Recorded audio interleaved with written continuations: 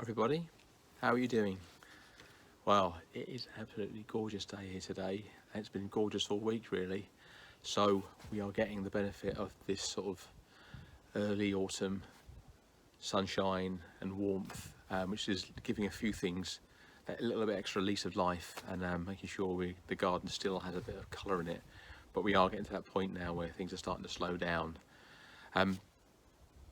Today we're going to just wander through the garden and look at some bits and pieces that are still here and still doing well, but we're starting to wind down now in terms of what there is to talk about in the garden for now, but there's lots to talk about for next year. So next time we'll look at bulb planting, and we'll look at again about taking seeds and seed swaps as well between us, so making sure that we're sharing our resources. But for today, just really going to look at what's around and what's doing well at the moment. If you've been watching the Chelsea Flower Show this week, and anybody in the UK, it's been plastered all over BBC One and BBC Two. There's lots of talk this week about dahlias and about the fact that it's moved from the spring to the autumn, and how much of an opportunity that is to see plants and flowers and produce that isn't normally on show at the Chelsea Festival, Chelsea Show. But yeah, it's been great, and I think in our garden it's been really the dahlias, the cosmos, the verbena, and some of the fruits like the tomatoes, and now coming into apples and pears and quince. It's that time of year really, so it's nice to show off some of those bits. So without any further ado, let's have a walk around the garden. Well, let's start at the back of the garden this week. So first bit of good news is a bit of colour on our chilies. So starting to redden up on the vine. Now the advice really is, with the light fading and it getting cooler, that you're not going to get too much growth out of these. And Vicky put a comment in the chat last time about chilies. My advice is, if it's still like this, leave them out and let them ripen on the vine, so to speak. But if it's starting to get colder and there's any hint of a frost, bring them indoors, put them in a sunny spot, and they will ripen on the windowsill.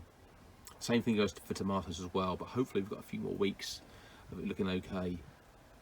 We've stripped our beans, there's nothing left on the beans now really, so we're going to pull this down in the coming, well, probably next week, and make sure this space is cleared up for something else. Probably winter peas or broad beans, but maybe something more of a climber.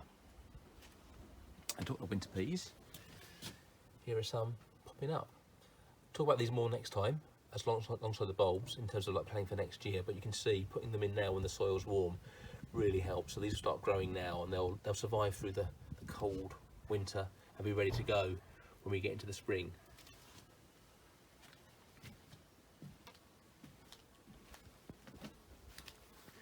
Now wandering down, tomatoes, these are looking absolutely fantastic at the moment. So really got a great return really.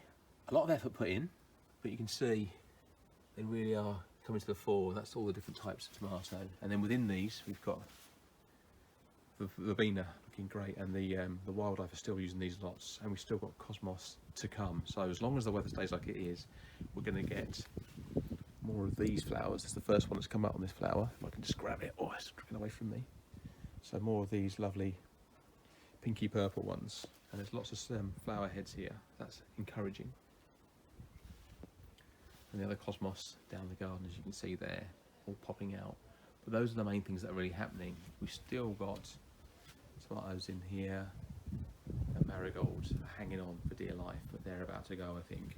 So the main thing really living in the garden now are the dahlia, and they're going to keep coming as long as we don't get any mildew, which is always a problem this time of year, and with dahlias, and as long as they don't get nibbled. And so far so good.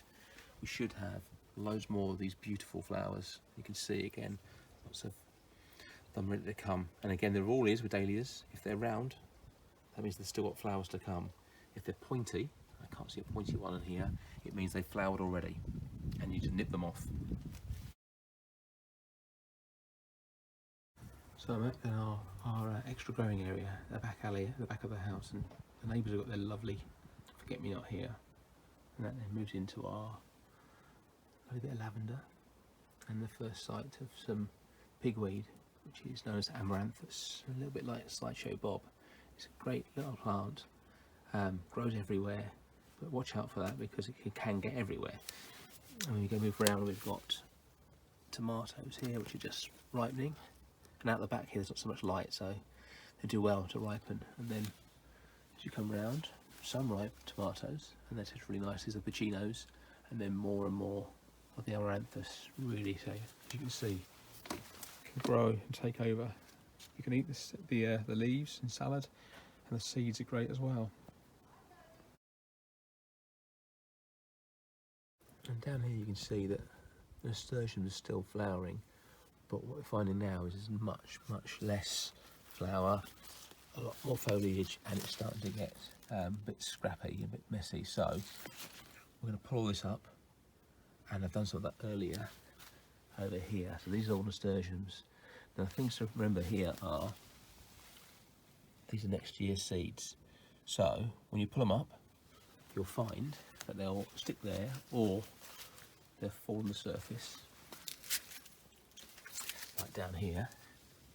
So you need to do is pick those up and put them in somewhere dark but dry, and they'll dry out to become more like the little brown one here. And then you can store those away for next year, and they will go on and flower really nicely. Or you can store them in vinegar and have them to eat. They're really nice to eat as well. So look after your nasturtiums.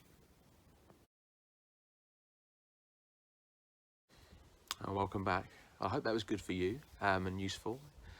Next time, as I say, there'll be some focus on bulb planting and looking really far ahead.